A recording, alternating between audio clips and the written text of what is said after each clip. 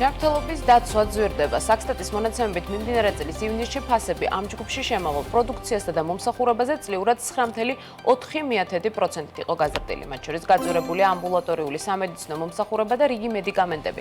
ძვირდება ჯანმრთელობის დაზღვევაც, რომელზეც წლიურად ფასები თითქმის 9%-ით ამომატებული. ჰოსპიტალური სექტორის წარმომადგენლები ამბობენ, რომ სამედიცინო მომსახურების გაძვირება რამდენიმე ფაქტორითაა განპირობებული, მათ შორის სახარჯ მასალებზე ფასების ზრდით.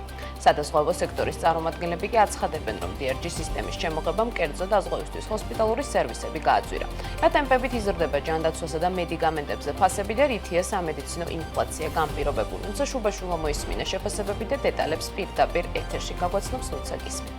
ანუკა მოგესალმები. დიახ, ჯანდაცვის სერვისები ერთ-ერთი მომსახურება, რომელიც მოსახლეობას ივნისში გაუძვირდა. გასულ თვეს ამ ჯგუფში შემავალ პროდუქციასა და მომსახურებაზე წლიურად ფასები 9.4%-ით იყო გაზრდილი. ერთ-ერთი ჰოსპიტალური სერვისი, რომელზეც ფასები ყველაზე მეტად 10.4%-ით გაიზარდა, ამბულატორიული სამედიცინო მომსახურება. ივნისში გაძვირებული იყო სხვადასხვა სამედიცინო პროდუქცია და საავადმყოფოების მომსახურებაც. სამედიცინო ასოციაციების გაერთიანებაში აცხადებენ, რომ სამედიცინო მომსახურებაზე ფასების ზრდა რამდენიმე ფაქტორითაა განპირობებული, მათ შორის კლინიკების მიერ შესასყიდი სახარჯი მასალების გაძვირებით. გაერთიანების აღმასრულებელი მდივანი ამბობს, რომ კლინიკებისთვის გაძვირებულია ისეთი მიმართულებებით, როგორიცაა მაგალითად მაღალტექნოლოგიური აპარატურა და სახელფასო ანაზღაურება, რაც საბოლოოდ კლინიკების მიერ მოსახლეობისთვის მიწოდებულ ფასებზე ახდენს გავლენას.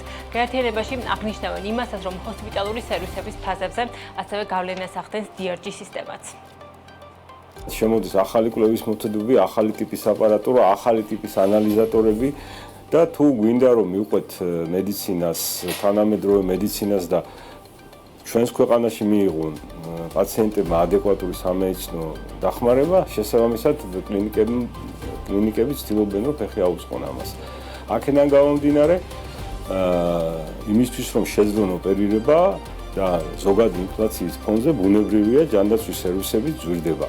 ჩვენ თუ განვიხილავთ ბოლო 2 წლიან პერიოდს, დარწმუნებით შემიძლია გითხრათ, რომ 30-35-40%-ით მაინც არის გაზრდილი. ჯამში ეს ყველაფერი DRG-სგან გამოწვეულ დეფიციტს ცდილობენ შეავსონ ჯიბიდან გადახდებით და კერძო სადაზღვევო კომპანიებისგან. როდესაც დაფინანსება არის არასაკმარისი, ყველა კლინიკა ცდილობს გაზარდოს ისეთი სერვისები, საიდანაც შემოსავალი მას უფრო მეტი ექნება, აქ შეიძლება გაჩნდეს არასაჭირო სამედიცინო კვლევები. ჯანდაცვის ჯგუფში შემავალ მომსახურებასა და პროდუქციაზე ფასების ზრდა საბოლოოდ ჯანმრთელობის დაზღვევას აძვირებს. ჯანმრთელობის დაზღვევის პოლისები ივნისში წლიურად საშუალო თითქმის 9%-ით იყო გაძვირებული. სადაზღვევო კომპანიებში ამბობენ, რომ ტენდენცია წელსაც გრძელდება, როდესაც DRG სისტემის დანერგვის ფონზე სადაზღვევო კომპანიებს ჰოსპიტალური სერვისების შეწყობა უძვირდებათ, რაც საბოლოოდ უკვე პოლისების ფასებსაც ზრდის. სადაზღვევო კომპანიამ არდიში აღნიშნავენ იმასაც, რომ წელს ასევე მკვეთრადაა გაზრდილი მომხმარებლების მხრიდან სამედიცინო სერვისების მოხმარება, რაც საბოლოოდ სექტორში ფასებზეც აისახება.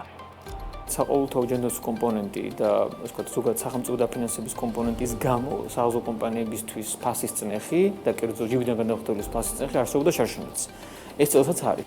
ხოდა ახალი კომპონენტი რაც წელს დაემატა იყო ის, რომ მოხმარება არის იმაზე მეტად გაზრდილი, ვიდრე ჩვენი მოლოდინები იყო მაგალითად წელს დაწყეში. არ შევადროოთ მაგალითად მთელი რიგი პარამეტრები, აი მაგ გეგმურ სტაციონარზე პირობითად ამბულატორიული კომპონენტი იყო, მოხმარება არის ხშირ შემთხვევაში თითქმის გაორმაგებული მთელი რიგი მიმართულებები და ცხადია, როცა სერვისზე ასეთი მოთხოვნა არის, ავტომატურად ეს იწვევს იმას, რომ თუ მოთხოვნა დიდია, კლინიკა ფასს აკორექტირებს. ჩვენს შემთხვევაში უკვე საზღვაო კომპანიების მხარეს დინამიკა რაც დაახლოებით წელიწადში საუბრობთ ხოლმე დაახლოებით 10-დან 12%-მდე ფასნამატების ტრენდი შეინიშნება. თუ ეს ხშირი ამ დინამიკის შენარჩუნდა, მაშინ დაახლოებით იგივე ეფექტს მიიღოთ, რაც იყო თუ გახსოვთ 21-22 წლებში, რომ 6-7 თვის მერე შეიძლება 1 წლის მერე ფასნამატები უფრო მეტი იქნება.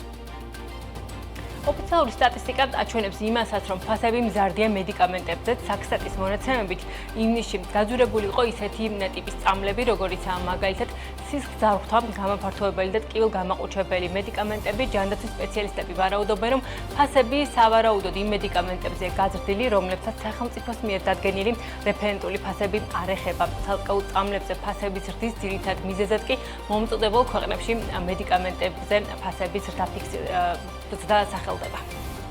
მახსოვს დიდი იმედები და მე მაშინაც გამოვთქვი ეჭვები თურქული ბაზრის გახსნა. და ვითომ ამითი გვეშველებოდა. ვერა, იმიტომ რომ თურქეთშიც იზრდება ფასი, მაგრამ სახელმწიფო აკეთებს სუბსიდირებას მედიკამენტებზე თავის მოსახლეობაზე. ამიტომ კომპანია, რომელიც აწარმოებს, ის ფასს ზრდის, მაგრამ ეს არ აისახება მომხმარებლის, ანუ თურქეთის მოქალაქეებს.